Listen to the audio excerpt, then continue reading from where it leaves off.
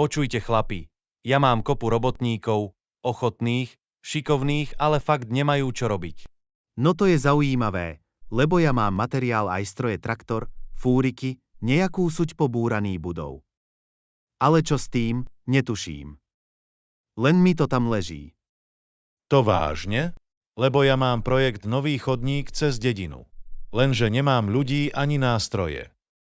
Tak počkať, ja mám ľudí. Ja mám nástroje. A ja mám plán. Tak spojme sily a pracujme spolu. To je výborný nápad. Milí starostovia, stretli sme sa tu, aby sme vyriešili problém s nezamestnanosťou, s odpadom a mnoho ďalším. Máme plné dvory odpadu, ktorý končí na skládkach. Čo ak by sme ho začali zbierať, recyklovať a premieňať na niečo užitočné? Mali by sme spojiť sily a vytvoriť spoločnosť. Áno, to je výborný nápad. No namiesto spoločnosti by sme založili družstvo. A tak vzniká družstvo, ktoré mení staré na nové, zbytočné na zmysluplné. Z odpadu sa stáva zdroj. Z materiálov, ktoré kedysi končili na skládke, vznikajú produkty s pridanou hodnotou. Čo s tými vecami?